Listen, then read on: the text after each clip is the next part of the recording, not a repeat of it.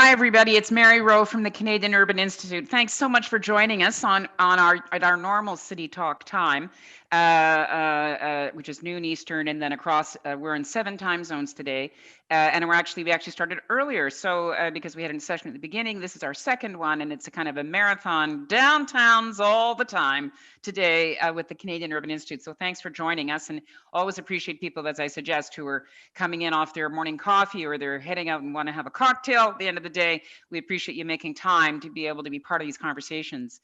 The Canadian Urban Institute is based in Toronto, but it's a national organization with staff now in Vancouver and Calgary and Halifax. We've got people working with us now and various kinds of arrangements and partnerships across the country, because this is a national conversation, which is part of why we're appreciative to have international people coming in to help us today to share with us what they're seeing is going on in their own downtowns and their own central business districts. And these are city watchers, this gang, who pay attention to these kinds of things and think about it all the time. So we're very appreciative to have this four join us for this 75 minutes.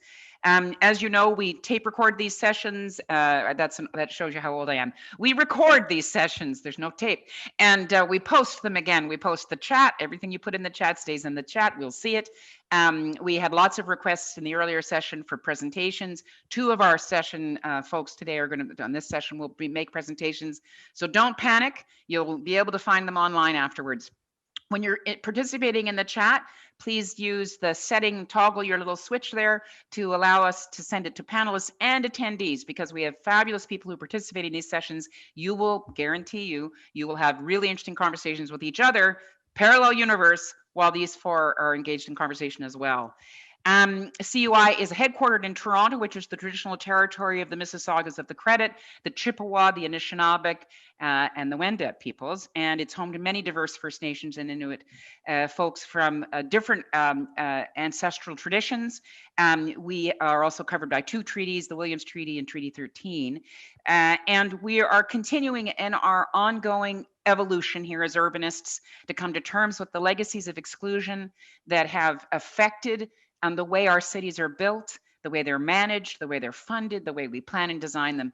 We live with that legacy, and we are trying and are continuing to be provoked and challenged in terms of how do we actually create more equitable spaces and have cities that actually are for everyone and more inclusive. And I'm sure we'll touch on that today. It's certainly manifesting in how we see our downtowns and our central business districts and our main streets being affected, not only by the pandemic itself, but by the measures that have been taken to contain it. So I think all of us agree that we're not going to go back to what was. So we're forever changed in whatever way. Pretty hard to prognosticate and predict the future, but there are trends and things that these folks are going to speak to that need to help guide us as we come to terms with really creating the urban environments that we need and that we want. It's an extraordinary global moment to have this conversation. So to kick us off, and as I said, I'm so appreciative of them taking the time, is Greg Clark. And you'll see in the chat, we'll put proper bios of people so you can know who these folks are that are speaking to you. Greg will go first, and then Gabriella will come second, and then I'm going to go to Abha and Alicia for their comments, and then we're going to have a free-for-all, also known as the bun fight section, where we really have an animated conversation amongst us from some of the folks who will put stuff into the chat, and I'll try to relay that into us. So Greg, thanks for joining us. Really, really delighted to have you come in from the UK. You work all around the world, and we're really keen to hear what you've got to say. So thanks, everybody. Over to you. Mary, thank you very much indeed. Good afternoon to everybody from a cold and chilly London. It's cold, but the tea is hot, so that's good. And let me say, it's just a real honor to be here with Gabriella, with Abha, with Alicia, and with yourself, Mary. Really delighted to have the chance to contribute to this. Over the course of the last 12 months, I've spent much of my time thinking about the impact of COVID-19 on cities, on citizens, on urban systems and services, and thinking about how to make sense of all of this. COVID-19, as everybody knows, is not just a health crisis, although it is one. It's also become a mirror or a microscope on our societies. It's, of course, occasioning terrible economic challenges, but it's also in a certain way an agent of change.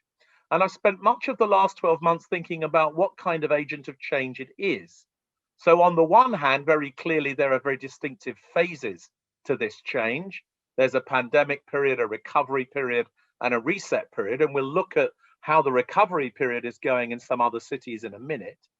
Secondly, it has some very strong drivers or themes about it, if you like, vectors of change. They're to do with trade and supply chains. They're to do with technology, and particularly the platformization of work and society and many other things. They're to do with the rediscovery of health as a public agenda, and in particularly health equity. It's to do with underlining the link between human health and planetary health. And I think a stronger focus coming out of this on how to put the planet right and to see the pandemic in part as an environmental challenge. It's to do with the relationship between citizens and governments, the changing way in which governments are active in the lives of citizens, but also a new kind of competitive nationalism that's emerging, particularly in a reformed trade and supply environment. And perhaps, if we're lucky, COVID-19 augurs a new social contract in which business has to generate a different license to operate, tackling and addressing and adjusting to many of the changes that COVID has brought. And all of these things, I think, have big implications for population settlement patterns and for the locations of jobs. They have big implications for how cities and regions and places work, and they will change and reshape some of our core systems, utilities, mobility, infrastructure, real estate. However, I think it's very important to avoid a conversation that appears to be premised on the idea of everything happening in the same way in a kind of aggregate city. I think there will be some major variables here.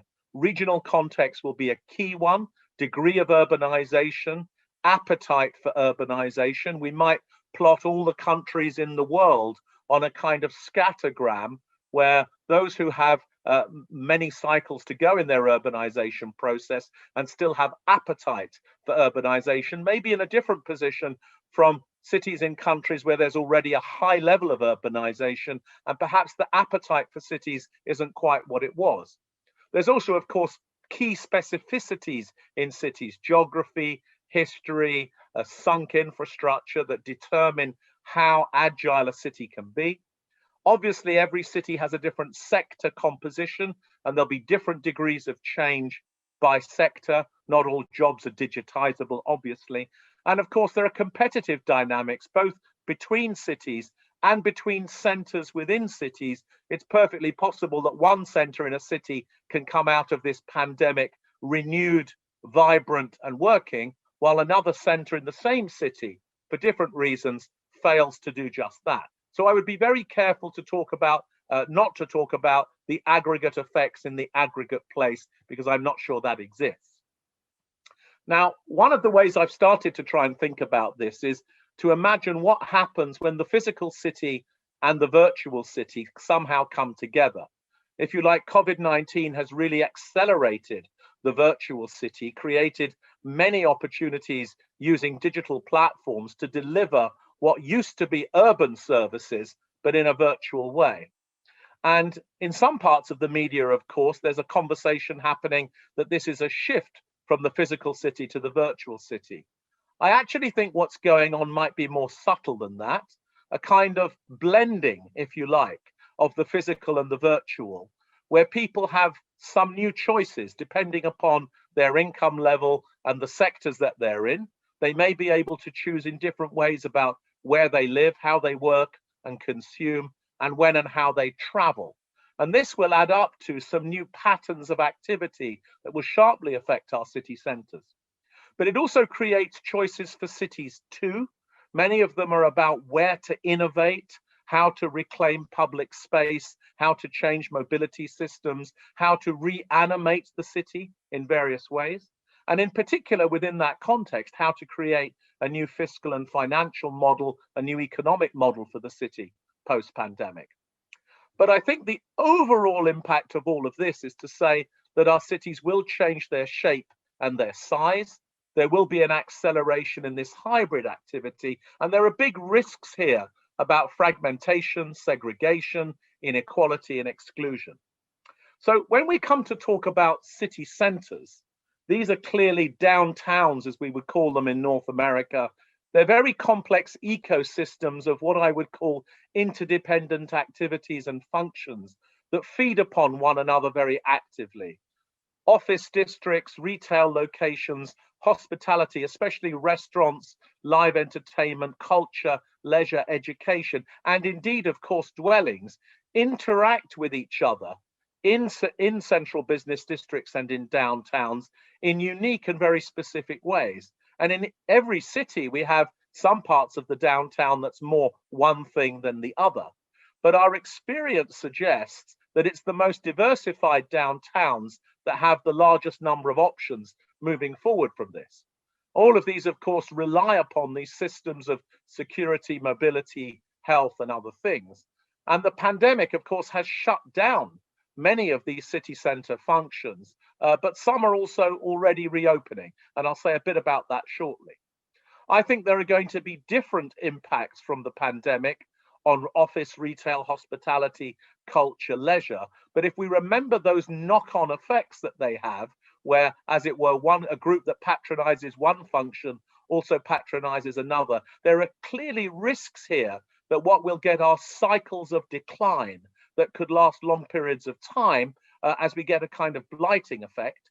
In the same way, we might be able to use these different functions to re-stimulate our downtowns to become more diversified and more vibrant. So there's opportunity in this as well. Now, right at the heart of this conversation is a discussion about the future of the office.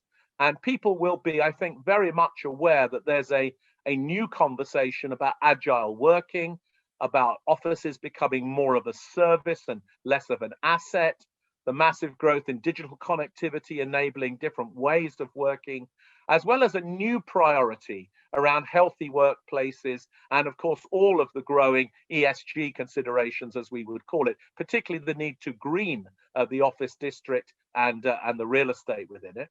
And so far, we see that large corporates are responding by saying that, in general, they will take a smaller amount of core office space, and they'll use much more co-working spaces, possibly in a more diverse set of locations. We'll see smaller, less dense offices with more scope for flexible working. We'll see that offices will be resilient for certain activities that require face-to-face or face-to-place activities will be very important. But the office as a service is already being reinvented as part of all of this, and we'll increasingly see offices not playing the function of being primarily a place of work where people sit at desks, but more a place of creativity and innovation and everything else. Now, I would stress that as well as many adjustment challenges and downsides here, there's some upside opportunities, because for cities that get this right, there's the possibility of using increased digitization actually to serve a much larger labor force. And it's even possible that we may see some downtowns really growing as a result of the crisis later on, according to the competitive dynamics. Now, let me give you some quick examples and then we'll hear from Gabriella. I want to talk firstly about Shanghai. And in Shanghai, where 80 to 100% of people are back in their offices. Leasing is going well. Shopping festivals have been really encouraged, and big incentives to get consumers back into the downtown have been really focused upon, as well as measures to re-attract and to attract again a new cohort of foreign companies with various incentives being driven. If you like, Shanghai is the example to me of the city centre that's got back on its feet most quickly and most precisely coming out of this. And you can see in the slide here a whole series of initiatives they've taken to reactivate the city centre, particularly this shopping festival, where they've provided the kinds of incentives that are usually only provided to international visitors. So Shanghai is already back, and it's interesting to see that much of what's happening there is similar to what was going on in Shanghai in the past, but there's a shift much more towards an innovation focus in the economic activities and the offices. If we pick up Hong Kong, there's a return to the office here of about 80% already. Restaurants are back to almost the usual service levels that they had before. There's been many consumer incentives here, much use of marketing to reanimate and reactivate the downtown. and offering large discounts to local residents to participate in retail activities and to get that activity, as it were, back.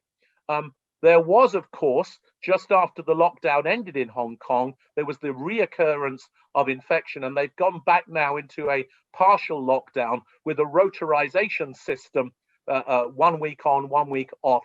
And this, I think, heralds much more the sort of sequencing and the rotation of the city that we'll see in the future. Singapore has a very interesting story of many people being back in their offices already. Travel bubbles being created with other locations in order to drive international visitors and to get the CBD back working, get the aviation economy working again, but also a strong focus on upskilling workers for new jobs, given the number of jobs that will have been lost in basic entry level, in retail, in hospitality and other urban services. If we go to Dubai and then we'll stop at London, we can see that the office is back about 100% in Dubai, although not everybody is back in the office. More flexibility, of course, is being created. A very large number of travelers went to Dubai over the Christmas holiday, and this had a big boost for the visitor economy, although there was some increase in infections as a result. And we're now back into restricted travel in Dubai.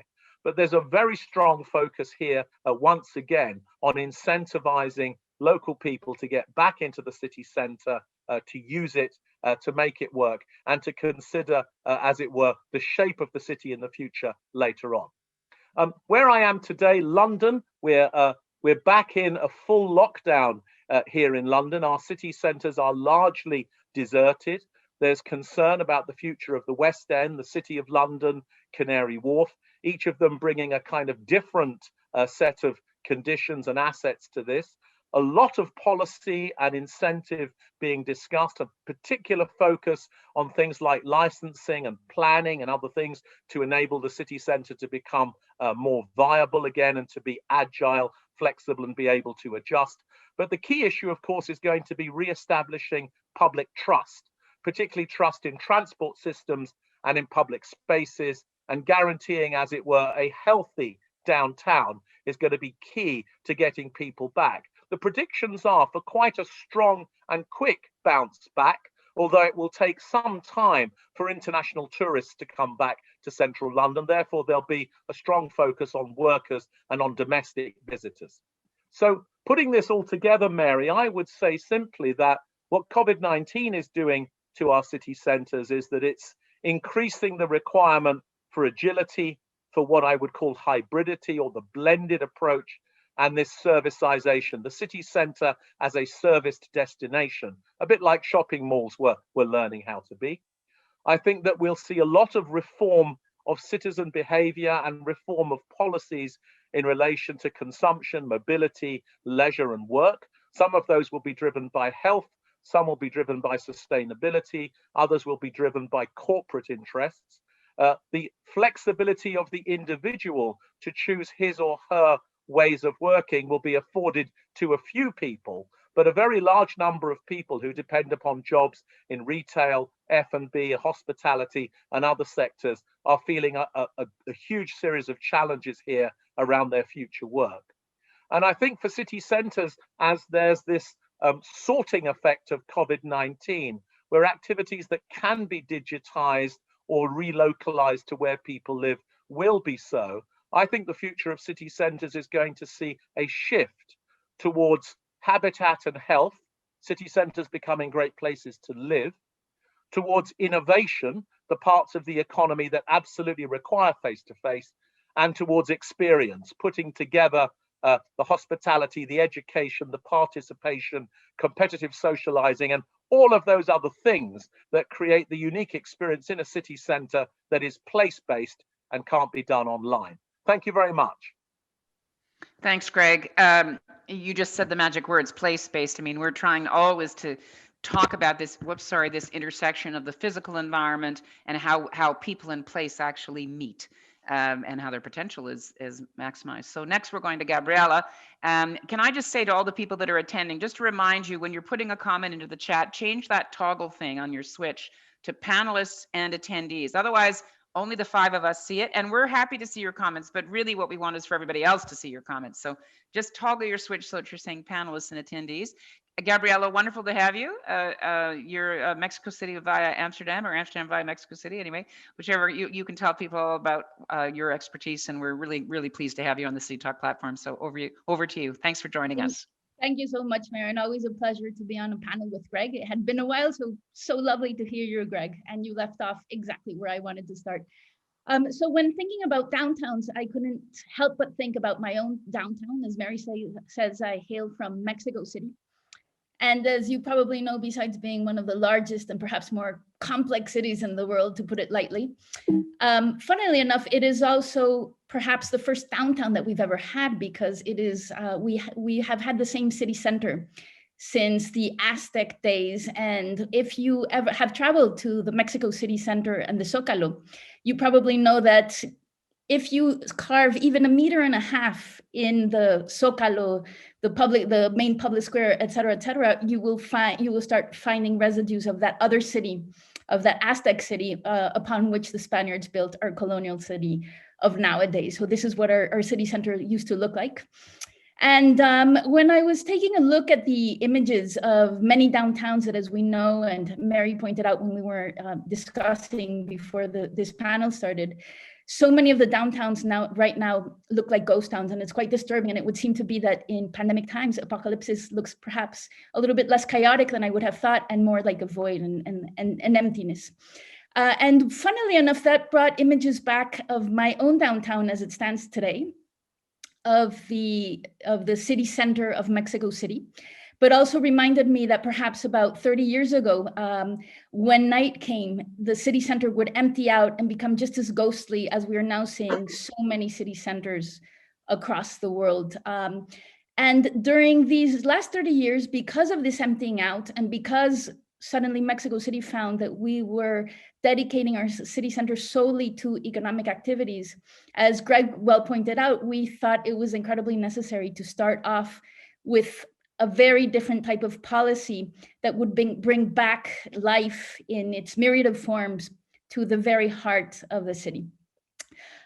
So this is the Zócalo nowadays, and I wanted to give a few examples because, funnily enough, so many city centers have become quasi-monolithic in terms of the catering to business, catering to commerce, catering to trade, to transnationals, to corporations. And at the same time, perhaps the pandemic has shown us that when that happens, and as Greg was pointing out, in terms of diversifying and the diversity of our city centers, that becomes a somewhat of an anti-fragile and not necessarily a very resilient state. So I think this reminds us that city centers are not only the economic hearts of many of our cities and even of our countries in the case of Mexico City, but they are also the cultural hearts, the political hearts, the historic hearts, and the geographic hearts. So I'm going to show you a few images of how I think the Zócalo speaks to all of these symbolic ways that a city center could become. This is a picture of taken by Spencer Tunick several years ago. Spencer Tunick, you might know, loves getting people naked in public space. And so what you're looking at is actually 18,000 smiling butts that are looking at you. And he broke a world record. So in a certain sense, culture is not only culture of museums, which we have plenty of, not only in the Zócalo, but around our city center, but also perhaps a live culture, even the performance state. We also have massive concerts. And so the Zócalo can become a Justin Bieber concert afterwards, when having 100,000 little kids under age 14 accompanied by their parents. It also becomes a space for quinceañeras when they turn 15 years old, that suddenly flock to the city center and have their celebrations there.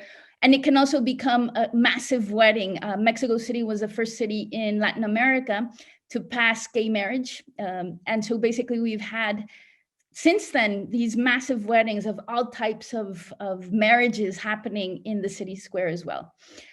On a very sunny day, as artist Francis Ali showed us once, it can become more subtle in nature instead of these massive reminders of what the symbolic heart of city should be, and suddenly just have this line of people standing in the shadow of a very hot day. And then it can turn to a site of protest, as we saw a year ago with the feminists protesting, because unfortunately in Mexico, we have 11 women that are murdered every day, and so many things that, so many protests that independently of where and why we're protesting happen in Mexico City, because it is the heart, and the Zócalo is the heart of Mexico, if you will.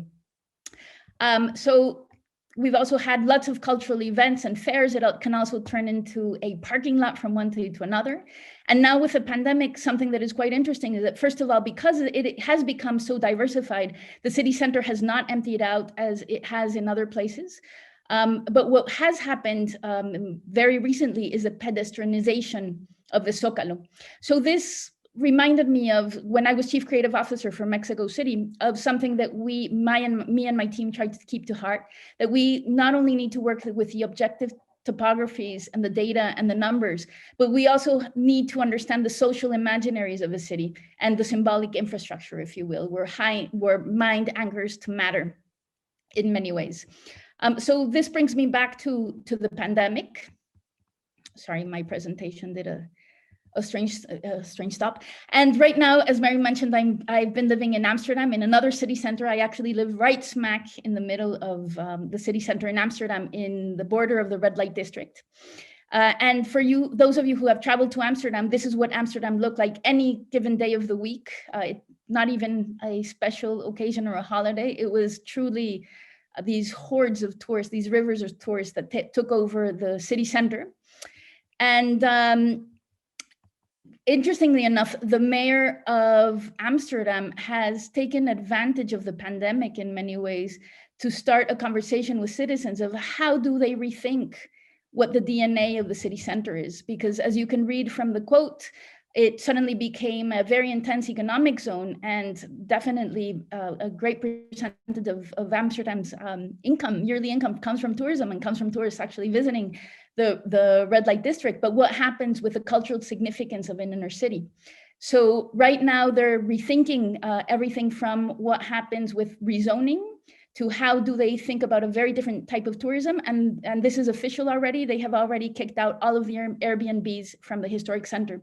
So I think that, as Greg was mentioning, this emptying out and definite crises that our downtowns are facing, that there's no doubt about it, can also be a place and a time to rethink the very DNA, the very nature, and the very cultural significance of our city centers. And instead of only being the economic heart, go back to being this multiple and that multiple place that speaks in other ways. So this is what Amsterdam looks like right now. I lived in one of those little houses before the pandemic and after the pandemic. And I can tell you that local life has completely shifted from having, as I mentioned, these rivers of tourists that you can barely walk. Nowadays, you have neighbors taking out their tables to keep social distance, but to be able to hang out with each other. You have people picnicking by the riverfront, et cetera, et cetera. It's a tough conversation because so much of the tax income comes from tourism, comes from real estate, but perhaps it's also a great opportunity to speak about the nature of our cities.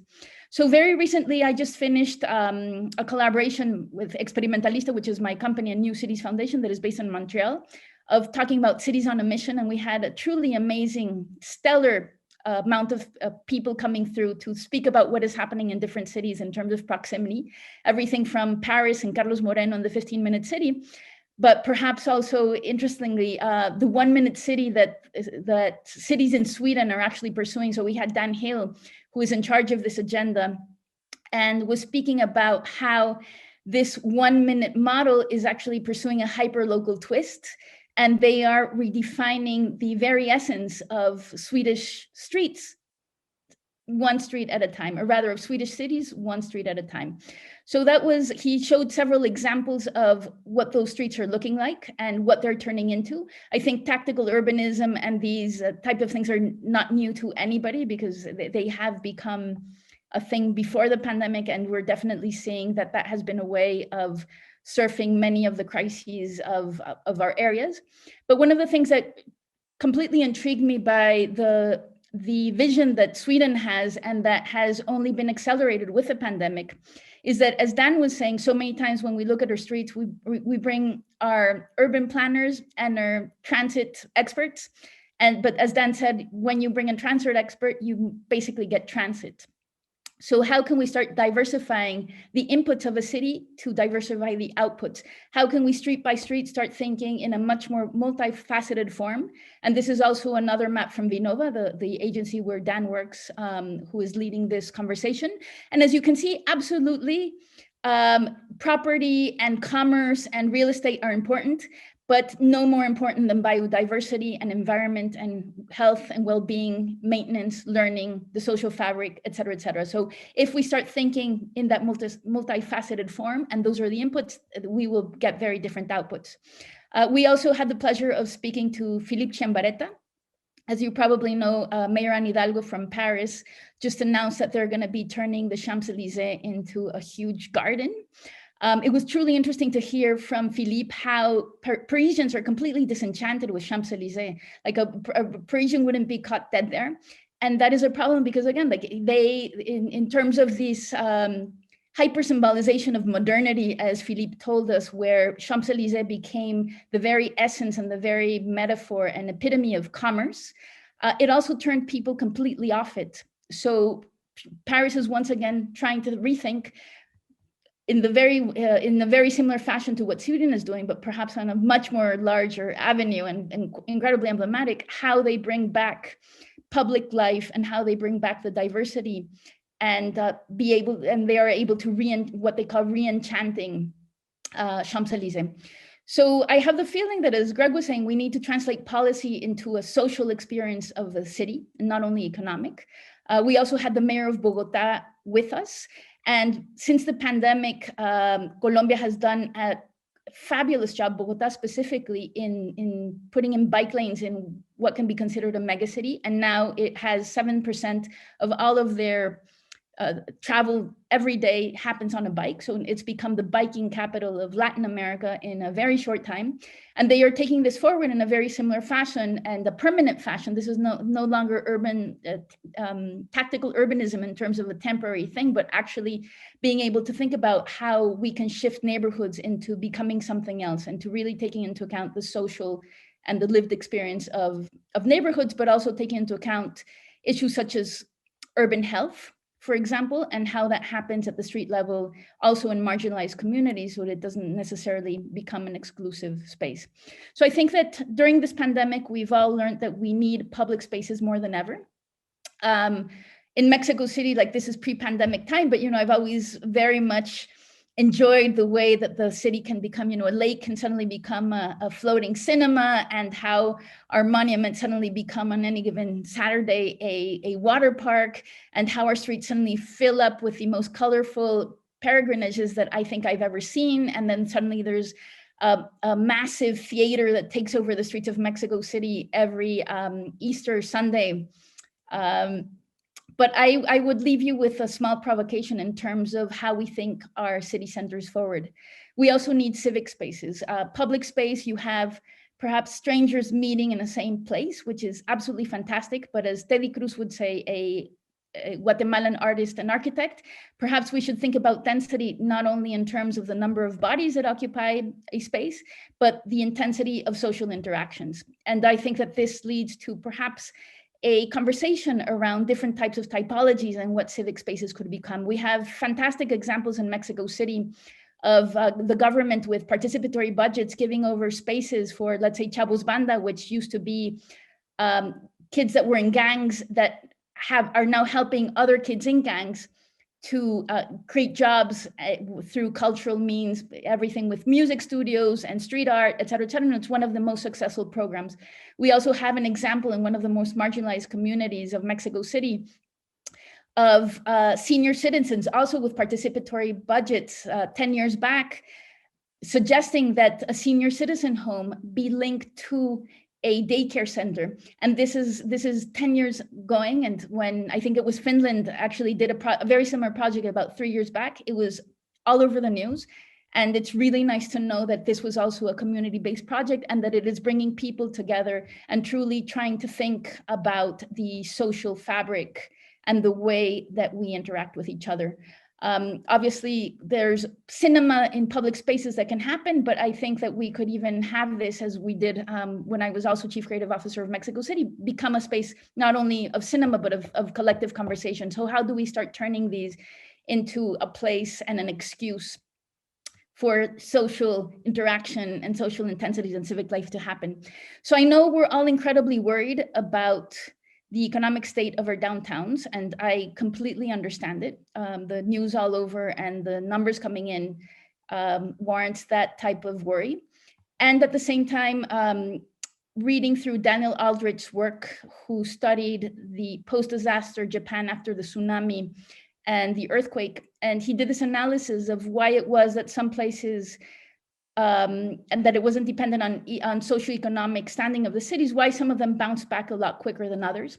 And it turned out that it was the weak ties, that he calls them, and as well the social interaction that happens, and that in many of these cities where we saw those weak and strong ties happening of neighbors knowing that when they heard the alarm going for the tsunami, they knew that they had a neighbor that was perhaps in a wheelchair, or another elderly lady that could not get up to safety on her own.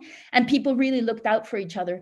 And it seems that one of the interesting correlations he found was that there were things such as community centers and collective kitchens, so these civic spaces. So even as we worry because lives depend on economic activity, I would say that lives also depend on civic activity. So last but not least, how do we have a deep shift in organizing principles from a logic of economics and efficiency to one of public value and civics? Thank you so much. Gabriella, thank you so much for that. Yes, and there Greg is applauding you from his muted position. So both of you have raised so many interesting topics. I'm sure that Abha and Alicia are going to have lots to throw in. I'll start with you, Abha, if we can, because your scope is cities around the world, and so interesting for Gabriella to just finish there with a kind of challenge about what's going to guide us going forward. And I'm also reflecting on, Greg, when you're describing places that are already back or coming back, you know, it makes me a little anxious. Like if they come, are they just going to reinforce? You know, the other thing about Daniel Aldrich's work, and I'm familiar with him because he was in New Orleans when I was, is that there's still always a tendency to just revert back to what you had.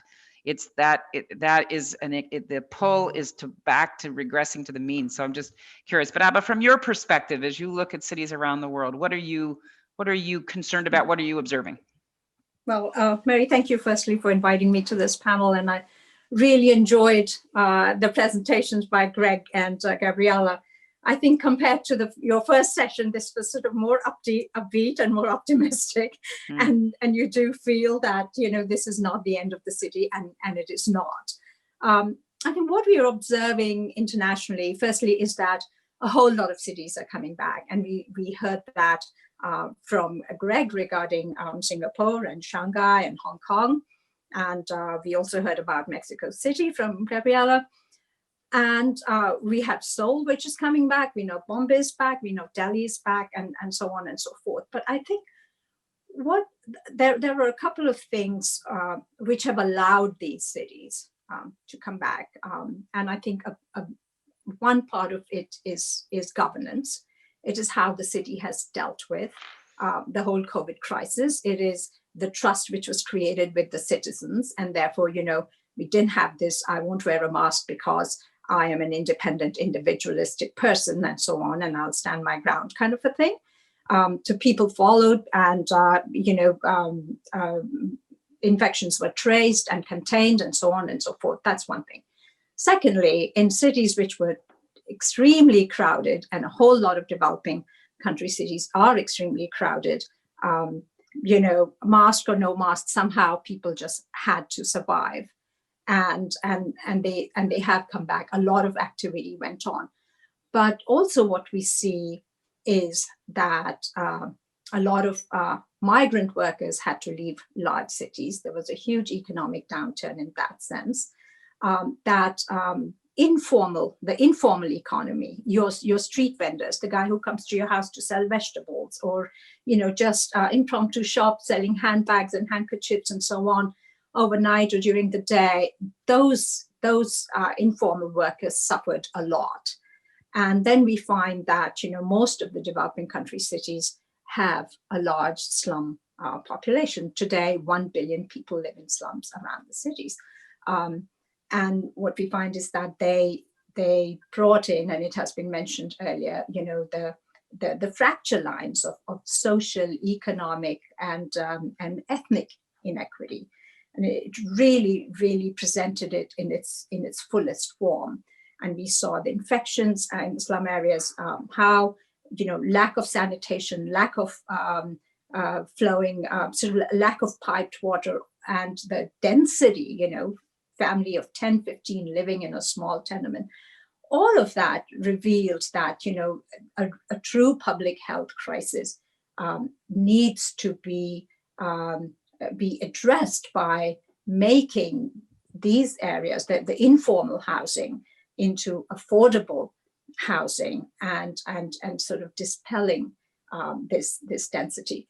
But I also want to comment a little bit on, is this the end of the city or is it not the end of the city? And what we find is that, people live in large cities because of the amenities that cities provide. So, I don't think that over the long term, suburbs are going to be a big trend, and especially in developing country cities, there is no way that you can just up and leave and find a large house in the suburb. You are still confined to living in the city. You're confined to having a 2-bedroom flat, even if you are upper middle class or middle class, if you're living in Bogota or living in Buenos Aires or, living in Bombay or Delhi.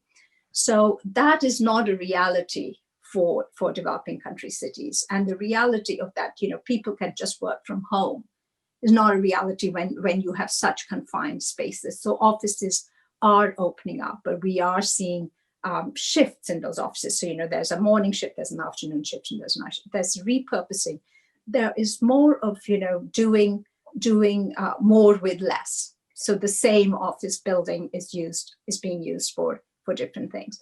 We've also found, and I think there was a really nice little write-up by Manuela Uribe from our other group, who talked about Bogota and mostly Colombia, and how they although e-commerce took off during the lockdown and during the height of the pandemic, not everybody, and especially socioeconomic groups which are lower in the rung, do not trust e-commerce, do not have credit cards and so on and so forth. So we find that retail activity has to be brought back, and a whole lot of cities are helping small retailers to come back into the cities through financial help, through also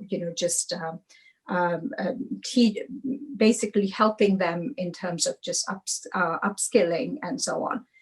What we also find is that, while we're talking about downtowns and how they're emptying out in Canada or in the USA, and the zombie cities, as it were, we find that a whole lot of developing countries' cities were already multimodal.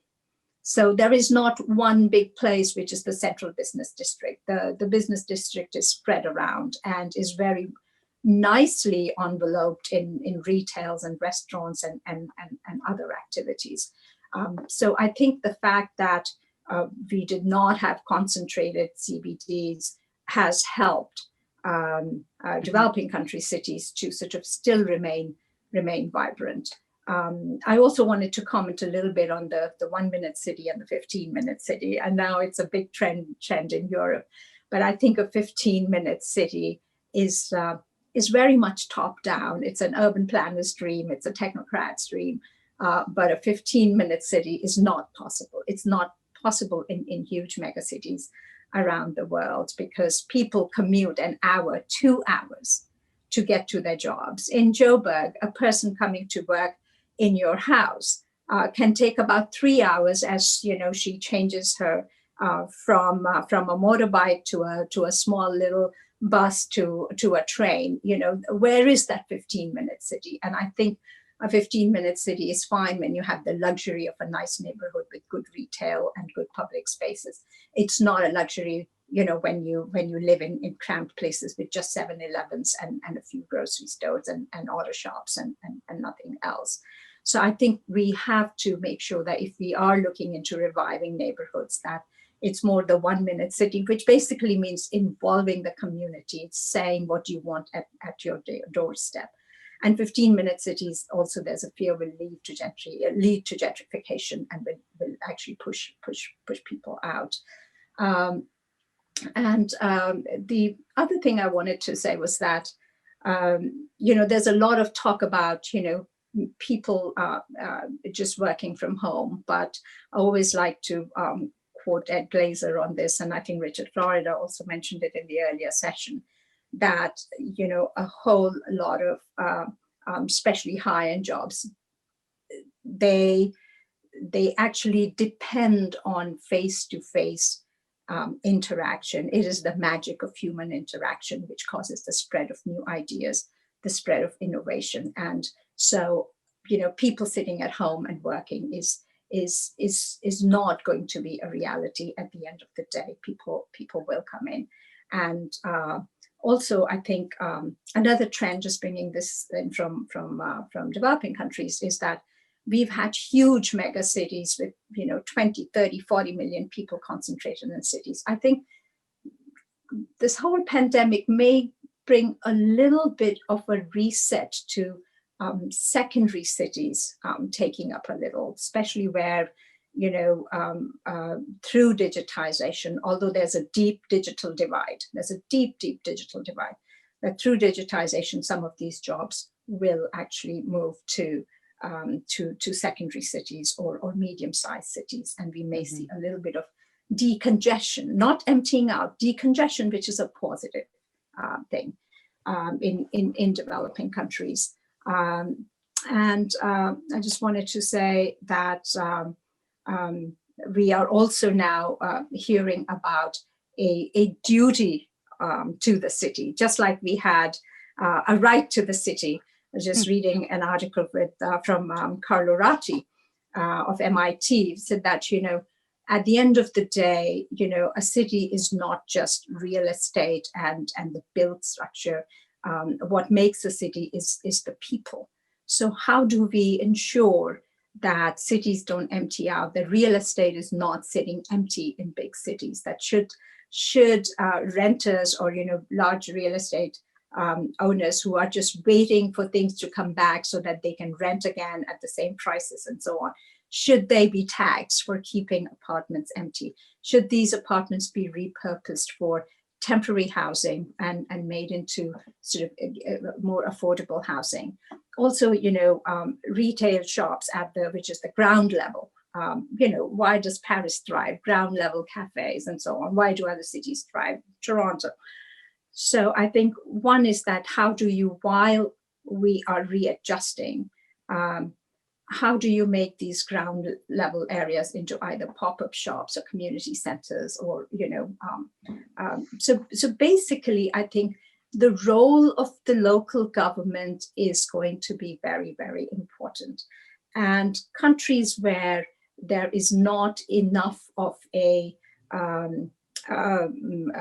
enough of decentralization, where mayors don't have that much power, either financial or political, or the resources, we will find those cities having a problem in adjusting. But cities with strong local governments will be able to move things around.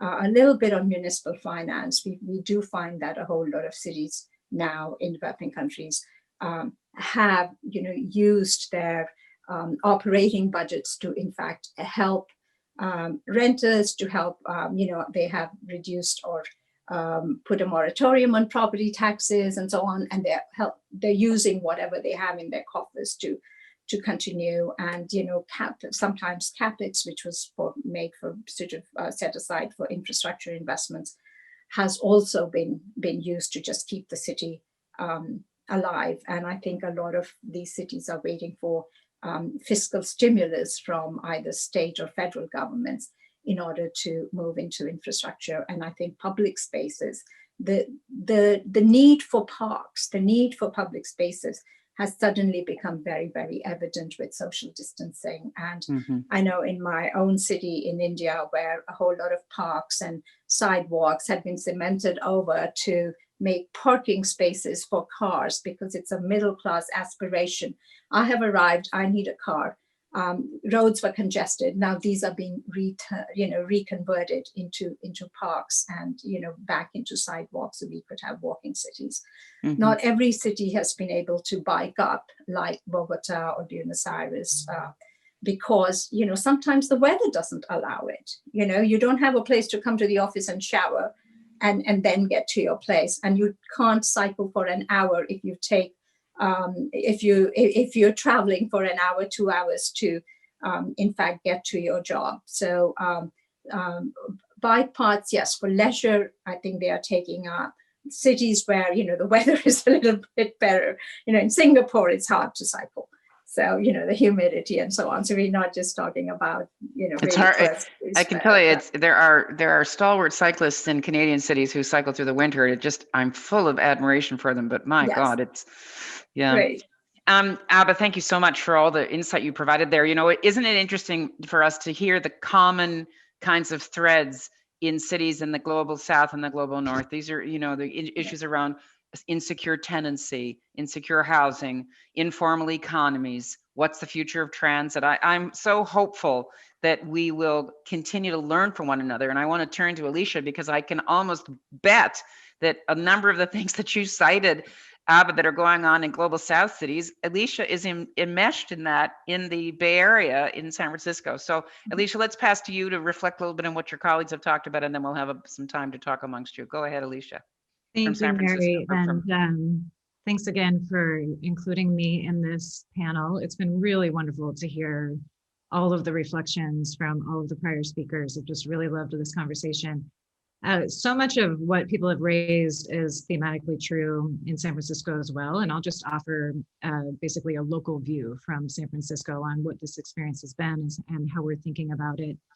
But before I do, I want to just step back, because I think, I really appreciated Greg's point that the pandemic has been both a mirror and a microscope. And I think it has raised for so many of us across, questions of individual life, organizational life, city life, global life, really questions of why. And so stepping back to ask the question, does it matter for us to have vibrant cities? What I would offer is, I think it does. I know there's been a lot of movement of both people and companies over this past year as people have been allowed to work remote. But we also have had, I don't think it's any surprise or any secret for people, but we have gone through, I think, a very harrowing experience in this country, particularly in this last year, relative to fragmentation of our social cohesion. It's been an extraordinarily challenging period of time.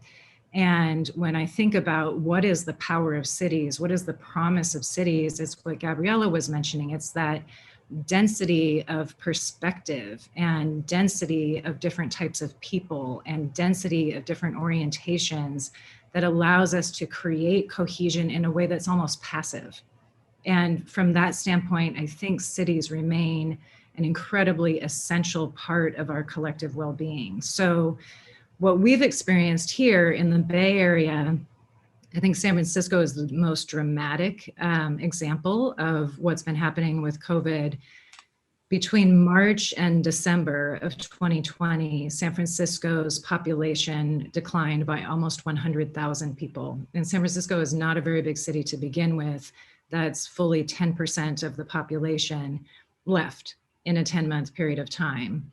And of course, again, the question is why? And I think we've had a tale of, two pandemics here as everywhere else. For some folks, people couldn't afford to stay having lost their income. But I think for a lot of people, there was a decision resting on the question of, if I don't have to be here, do I want to be here? And the answer was no.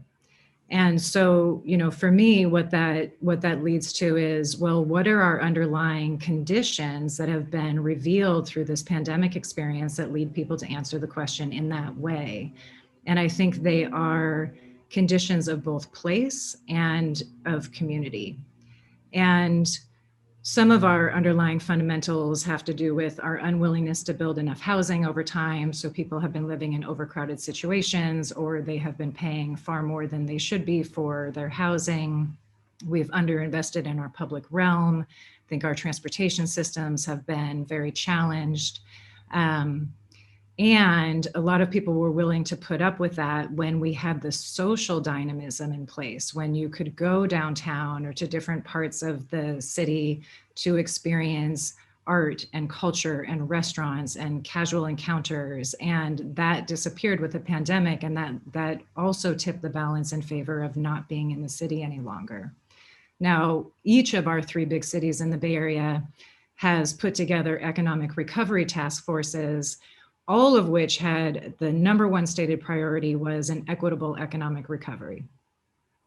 To me, what's challenging about that is, first of all, we were talking about equitable recovery at a time when we were really doing crisis management, when we were really saying we have hundreds of thousands of people going hungry, how do we feed them? We have hundreds of thousands of people about to be evicted, how do we keep them sheltered? Secondly, I think equitable economic to develop an equitable economy is a long-term prospect. So as we think about what do we do to build towards that as an outcome in this moment of recovery and reflection and renewal, I really go to what I think my fellow panelists have been speaking to, which is we have to focus on social dynamism. We have to focus on community investment.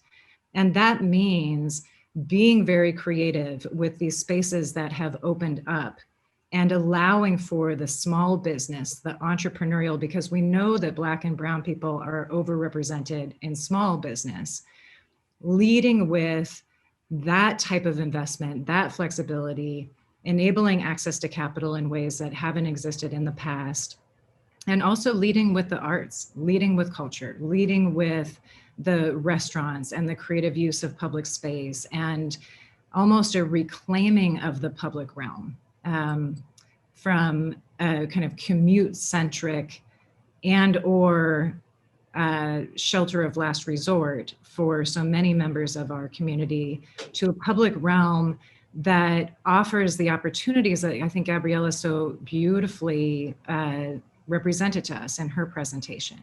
That is what is going to pull people to cities. And we have had, I think, a bit of a fear reaction with companies saying, we're either work from home forever, or we're relocating to Texas, whatever it has been, that we need to, compete on a tax basis. I get concerned that competing on taxes is a race to the bottom. I do think that we have to care about our regulatory environment. I think we have to care about this attitude we often have in the Bay Area that large companies are the man and we need to fight against them. I think large companies are an essential part of our ecosystem. And I think that large companies are going to ultimately locate in the places where people want to be. And people want to be in places that offer social dynamism. So to me, the recovery has to be centered on this notion that we care first about our community.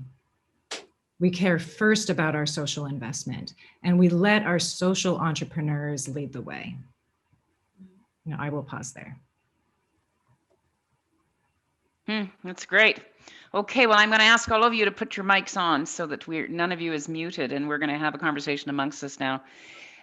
Such an interesting call that you've all made to the potential of what the city can still be, and I think we're all tired of people suggesting that the city is dying. None of us want to talk about that anymore because we just don't think it's true, right? But if we look at what the challenge is ahead to try to build these things back better and indifferently, are there particular kinds of public policy leadership that you think should be prioritized by the hundreds of folks that are on this call? What would you be suggesting they're advocating for? Abha, you said you need strong mayors, you need well-equipped local municipalities.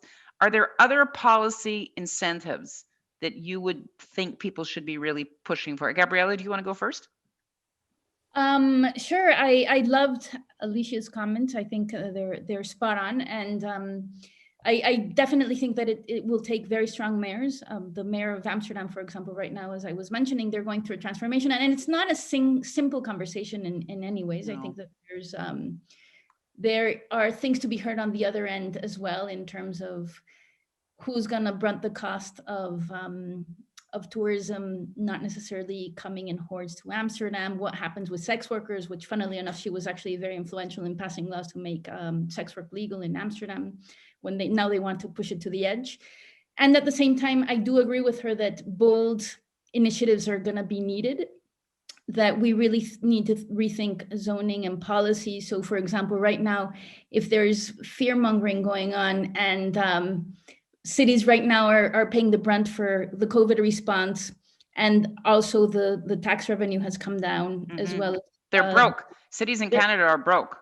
Exactly. So it becomes a very difficult conversation to have with companies and not let them get their own way. But as I think Alicia was pointing out, I do think that this is, and Greg as well, like if we now have empty space, this is the time to actually rethink what we do with that empty space. And what is it that we need in there? Perhaps there's more flexibility to be had, that it doesn't have to be either or. I remember what Mark Westbury did in a Australian town, for example, where Main Street got emptied out, and he found a loophole in the law where they allowed for temporal occupancy of these spaces. And also other cities that have double occupancy, it can be one thing during the day and another thing at night. Is that a way of actually creating a hybrid strategy? And also not allowing for people to park their money in empty buildings, like real estate monsters that can actually wait out the pandemic and wait 10 years. Like what happens? How do we free that up? Yeah. Exactly. Yeah, we're doing some interesting work around meanwhile leases. You know, can cultural groups go in, or as you suggest, Alicia, social entrepreneurs, if you've got empty vacant space, why can't they, is there a way to create a new kind of form of tenancy? And I love your idea about daytime tenants, nighttime tenants. That's an interesting idea. Greg, have you got thoughts on what the public policy priority should be?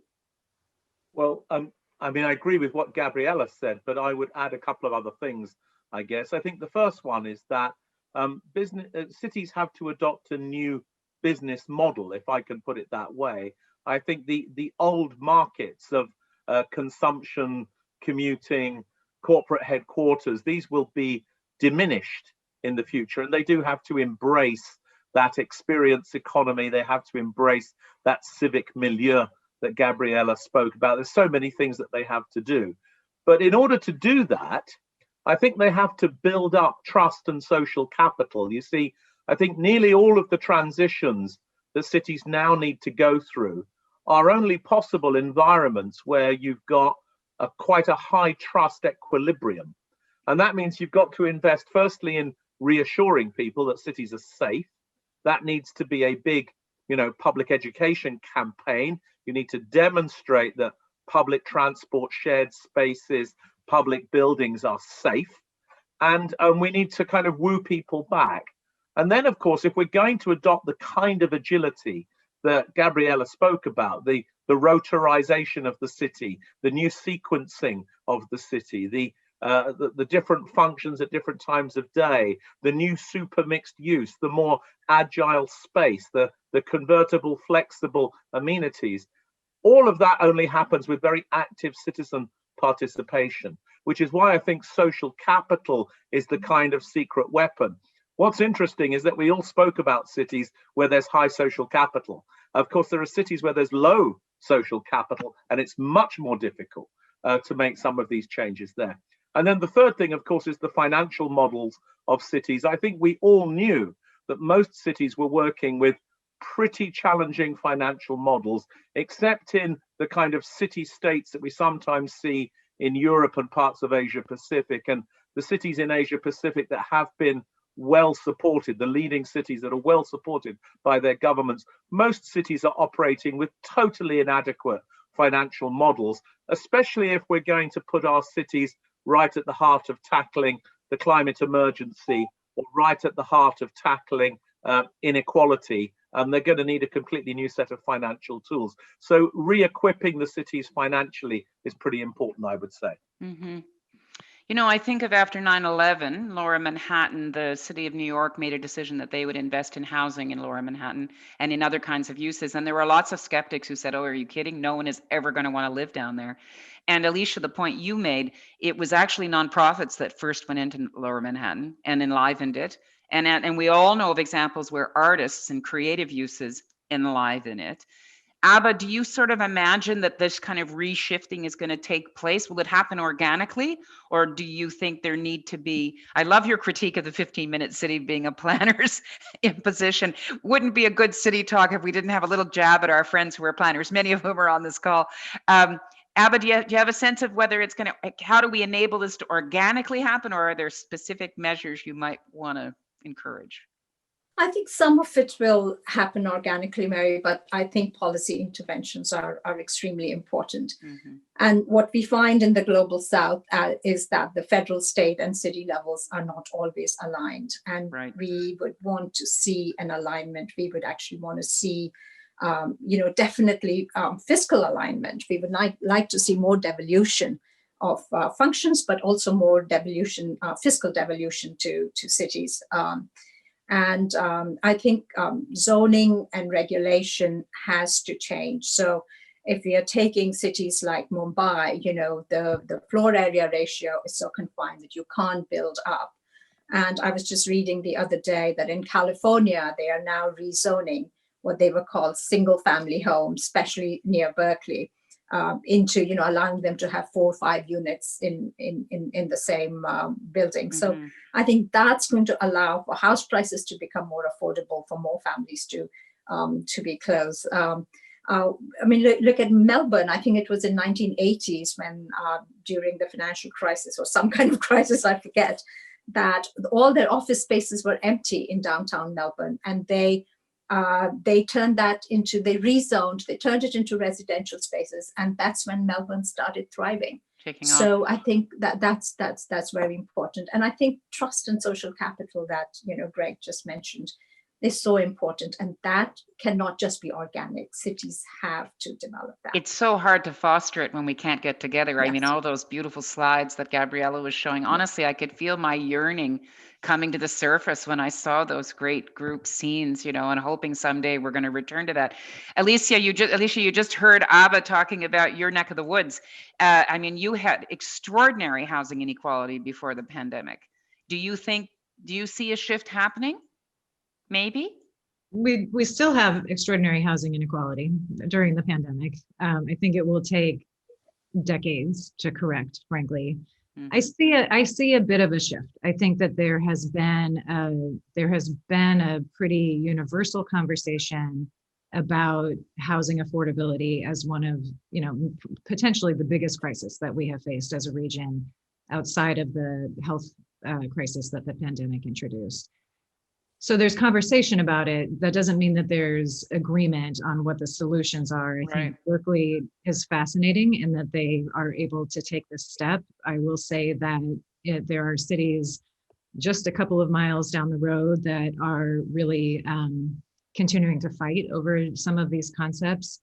Eventually, I think we get there. I think that part of why it's been such a challenge to introduce even gentle density is because people haven't experienced it. And so it's this abstract concept of more people that, makes people nervous, and that if you could actually just see it and experience it, it might lower the temperature a little bit. But I think, to the earlier question on what are the policy interventions, one thing that has really kind of captured my imagination recently is an idea that Bruce Katz, in his new localism work, has been pushing forward, which is around collective ownership on the commercial side and on the sort of small business side. And we think about community land trusts and public ownership or collective ownership on the residential side often, but we don't think about it so frequently on the small business front. And we know, again, thanks to systemic racism, that so many of our small businesses lack access to capital. And I think if there are ways for us to create these kind of structures and institutions that allow us to kind of smooth some of that economic risk we could really bolster some of that investment. And I think that's going to be really important going forward. Well, you're leading into what should be a final question amongst us, which is this, that there's going to be a lot of money. It's either going to come out of personal bank accounts or it's going to come out of government stimulus. We know that people are saving more money than the people that who have had money support have a lot of it in the bank. And the question would be now, with this influx of money out of personal bank accounts or out of government stimulus, Gabriella, are you nervous about this? What would you prioritize in terms of what should be invested? And I'll go around to each of you very quickly. What would you prioritize? Going back to the place of civics, I think that one of the things that started happening in terms of local politics, we stopped thinking about collectively, I think, about visions for our cities. Like participatory practices, for example, are mostly quite practical in nature, saying, okay, like what do we do here, or what do we do with this, or even like what color do you want your subway to be? But I think that we are lacking the participatory scaffolding to talk once again about the future of our cities, and so that we can actually decide what's at stake. So even though I know that it sounds a little ephemeral and slightly intangible, I actually think that we need to bring back politics to the street level, to the city level, and to create these civic networks that will then allow us to jointly decide the future of our cities. Because if not, I think the decisions get taken for us. And I also think that, in a way, we have to wrestle the future of our cities from corporate agendas, because I mean, it's so much of it is already owned by corporations, and public land is being sold, et cetera, that how do we recapture the social civic life? Okay. So I do worry. We've got to go quickly, so I'm going to keep getting quick summaries from you. Abha, what would you prioritize? I mean, I would definitely prioritize infrastructure, and within that, I think digital infrastructure is really important. I would make sure that it doesn't go into white elephants just to create jobs for that amount of time. Yeah. I'll stop there. Okay, Greg. I'd prioritize net zero strategies, and I would see net zero strategies as the new organizing idea, both to build up that civic collaboration that Gabriella spoke about, but also as a way of re-equipping cities financially for long-term investment. So focusing on the connected, the clean, the compact cities, and trying to drive carbon out, and using the elimination of carbon as the organizing idea around which to create a new economy, new sharing platforms, new shared space, etc. Alicia, last word to you. Climate resilience, transportation infrastructure, land banking for housing, and social investment in the form of access to capital and public education. Well, there you are. You heard it here. So thanks very much to the four of you for enriching our conversation this day as we start to tackle these questions. What's so interesting to me is that you folks ratcheted the conversation up. It's not just about downtowns, it's actually about the city, and who owns the city, and who's invested in the city, and how do we actually build the city. I remember the first Mayor Daley was quoted. Somebody said, why do you spend so much time investing in the core? And he said, because an apple rots from the inside out. And I've never forgotten that. Carol Coletta told me that years ago, that this is part of what we're trying to understand, the whole organic makeup of urban regions, cities, and neighborhoods, and the scale and everything. So thank you so much for being part of this. I just want to encourage people that are wondering, what do you want to do for the rest of your day? Hey, you can come back on and join us this afternoon, where we're moving into what we're calling the lightning round. And those are provocations. Those are designers and entrepreneurs and thinkers and various folks who are going to put forward what their vision of the future downtown could be, should be, what has to be there. So it's really to get us imaginative. I really appreciated the suggestion that people can't think in the abstract. They need to understand what the possibilities are. You folks have really helped set the stage for that. And we need to be bold in imagining what's possible. And I really appreciate you taking the time. So Abha, Greg, Alicia, and Gabriella, so nice to have you with us. We really appreciate it. Thanks, everybody. See you in 15. Thank you, Mary. Thanks all. Bye, everybody. Bye.